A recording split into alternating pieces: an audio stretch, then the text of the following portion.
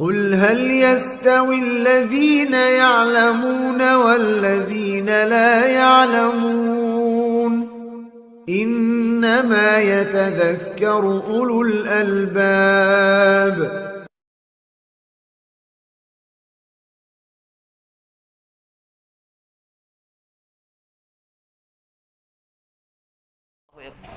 Ustadz, apakah boleh wanita memakai pakaian di atas mata kaki dan bersanggul ketika mengerjakan pekerjaan rumah tangga bersama mahramnya? Nggak apa-apa kalau bersama mahramnya. Ikhwafiddin, aurat wanita dengan mahramnya itu antara pusat dan lutut ataupun yang biasa nampak. Jadi dia tak pakai jilbab, dia pakai sanggul, dia pakai baju daster yang setengah betis, nggak masalah kalau bersama mahramnya. Bahkan kalau seorang istri di rumahnya dia pakai rok mini yang tertutup hanya separuh pahanya aja, nggak apa-apa, nggak masalah depan suaminya. Tapi yang terbuka itu maunya yang mulus lah, jangan yang banyak pulau-pulaunya.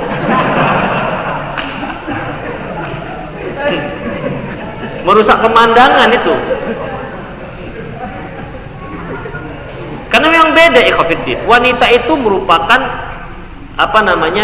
merupakan simbol dari sebuah kecantikan. Makanya wanita itu dijaga. Kita punya anak juga begitu kan. Kalau anak kita jatuh laki-laki, luka, biasa laki-laki.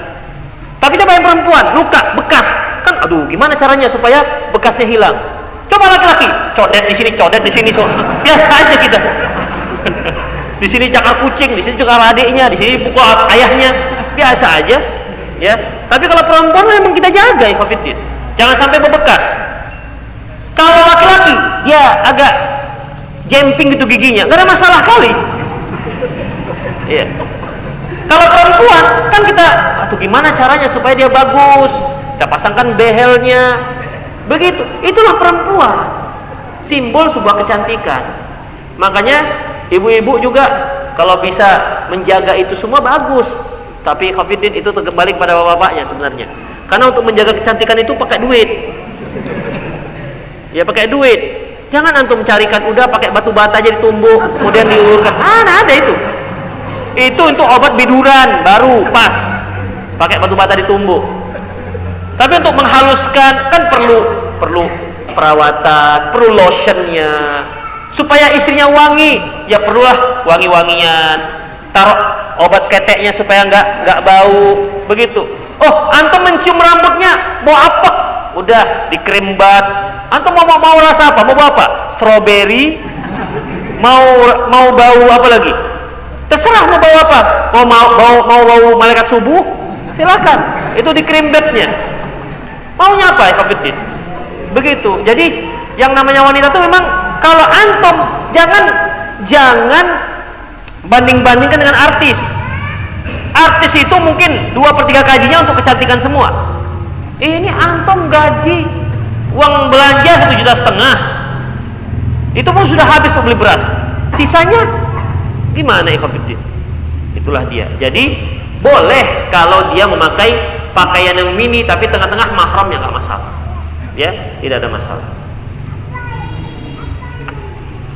Ustadz, bagaimana menasihati dan mengingatkan teman yang telah terkena syubhat akibat seringan duduk bersama teman yang ahli syubhat sehingga tidak lagi pergi ke kajian sunnah? Ikhwafiddin, innaka la tahdi man ahbabta walakinnallaha yahdi man yasha. Allah, kamu tidak bisa memberi hidayah kepada orang yang kau cintai, tapi Allah lah yang telah memberi hidayah kepada siapa saja yang dikehendaki. Jadi kalau kita punya jawaban atas syubhat, silahkan kasih tahu dia. Kalau dia nggak terima, ya sudah. Inna alaika ilal balag. Anda itu hanya berfungsi sebagai orang yang menyampaikan. Rasul saja hanya menyampaikan, tidak ada memaksa. Ya, tidak ada memaksa. Seringnya ikhwatiddin syubhat-syubhat itu dapat di WA. Dia bergabung dengan seluruh grup, nanti dapat syubhat. Yang dikejarnya ustadznya. Ustadz, tolong ustadz jawab atas syubhat ini. Nanti dapat lagi syubhat. Ustadz, tolong jawab atas syubhat ini. Dia yang dapat syubhat, ustadznya disuruhnya jawab. Begitu. Jauhkan semua kelompok-kelompok ataupun grup-grup yang banyak syubhatnya. Rusak hati kita. Ya. Ustaz, Saya ikhwan yang baru mengenal pengajian sunnah dan sekarang lagi mencari pasangan hidup. Pasangan hidup itu biasanya apa? Teman saya menyarankan harus yang sefahaman, sepemahaman, apa ini? Pertanyaan saya, Ustadz, bolehkah mencari pasangan yang agamanya biasa-biasa aja, yang belum mengenal sunnah, dan juga kita ketahui dia bukan ahli bidah? Boleh, nggak ada masalah. Selama dia itu masih muslimah, silahkan. Tetapi resiko tanggung sendiri. Itu aja. Misalnya, boleh nggak seorang muslim menikah dengan seorang muslimah yang belum pakai jilbab? Boleh nggak? Boleh, nggak ada masalah. Tapi tentu PR-nya semakin banyak. Ya, PR-nya semakin banyak. Apa itu? Mengajarkan dia supaya pakai jilbab. Terpaksalah pelan-pelan. Pertama apa? Pakai tutup botol dulu itu yang. Nah, bertahap. Nanti pakai selendang. Itu. Nanti rendahkan lagi. Ya kalau mau dia tahap berikutnya. Kalau enggak, begitu ikhwatiddin. Itu. Jadi enggak masalah, silahkan, enggak masalah. Bahkan menikahi seorang wanita yang beragama Yahudi atau Nasrani pun boleh. Sah sholat, sah nikahnya, dan diakui dalam Islam. Boleh. Ya. Sebagaimana firman Allah Subhanahu wa taala,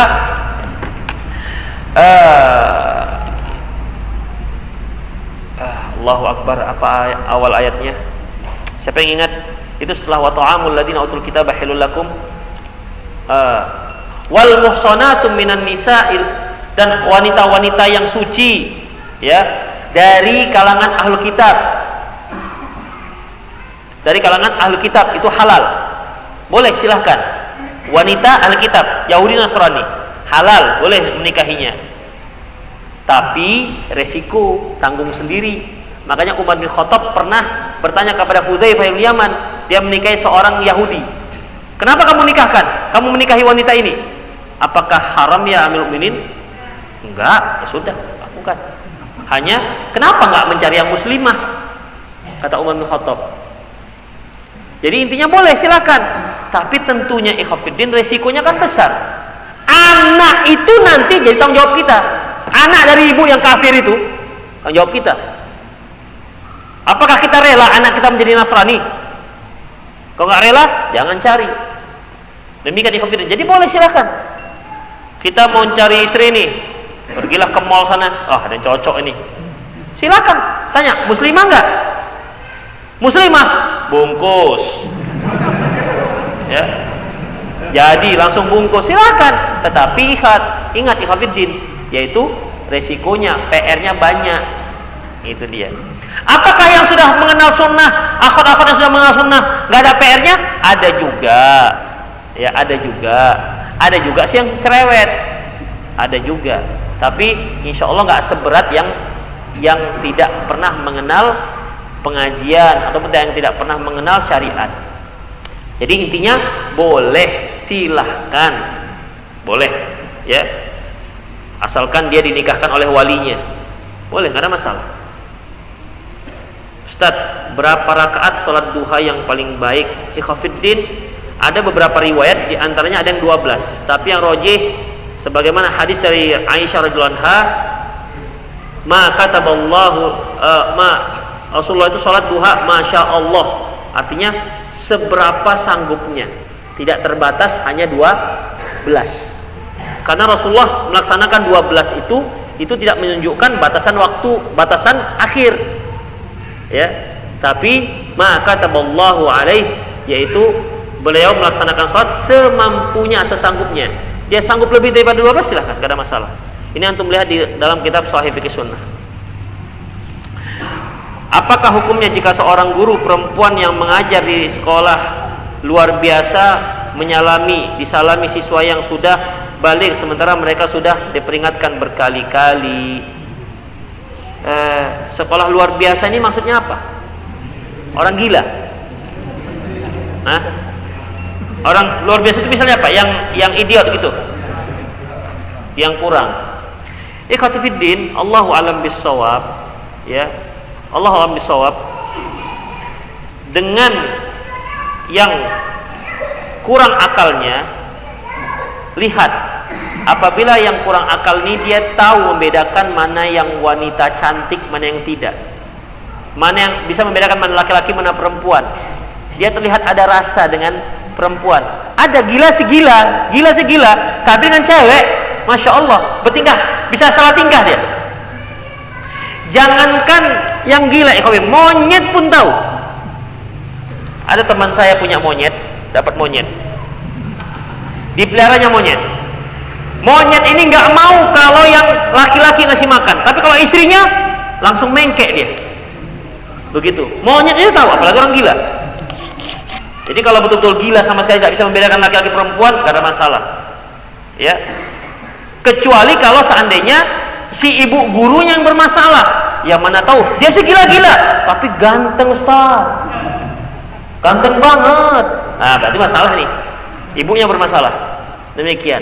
Jadi kalau sampai dimulai fitnah nggak dibolehkan. Tapi kalau dengan yang normal nggak boleh. Ya. Li ayyuta an rasulun bil mikhar min al hadid khairun min ayamussal mar'ah al ajnabiyah. Daripada dia menyentuh wanita yang bukan mahramnya, mendingan kepalanya ditusuk dengan besi. Allahu a'lam bissawab. Saya ingin bertanya, jika ada seorang ikhwan yang melamar seorang akhwat, tapi ikhwannya tersebut bukan bermasalah, bagaimana cara menolak lamaran tersebut?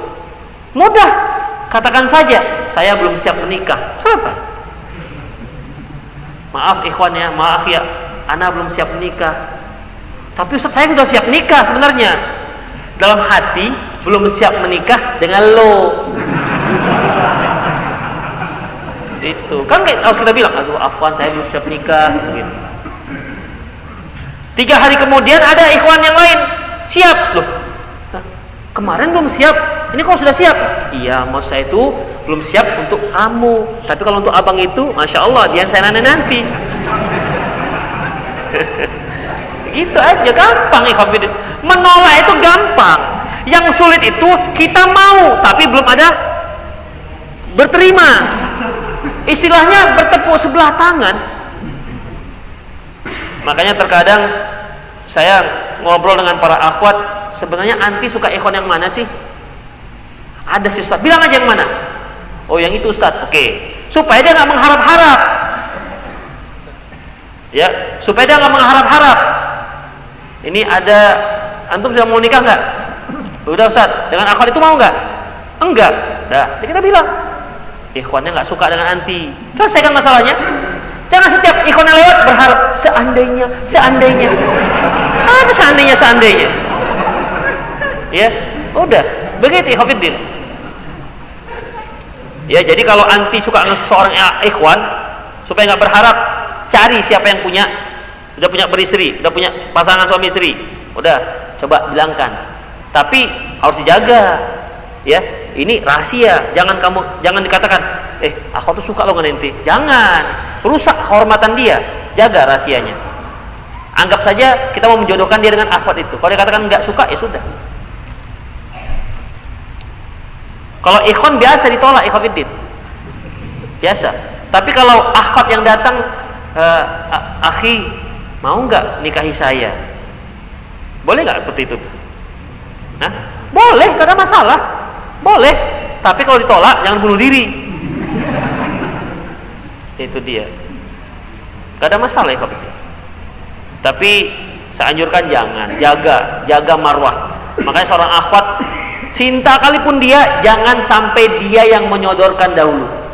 Kalaupun yang betul sekali, gak bisa lagi berpaling, Ustadz saya dari ikhwan itu, saya kalau melihat dia itu bagaikan malaikat yang sedang lewat Ustadz, seperti Zulaikha melihat Yusuf Ustadz. Udah, cari orang ketiga. Ya.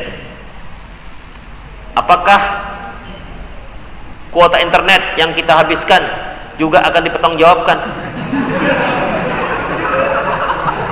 Kuota itu kan termasuk nikmat Allah. Tapi Ustadz, ini gratis di wifi, di kafe, warung kafe gitu kan. Belinya segelas 3.000, tapi wifi-nya sampai 5 jam. Gimana? Itu kan termasuk nikmat. Ya sama, kan dipertanggungjawabkan. Habis ya ikhwatiddin.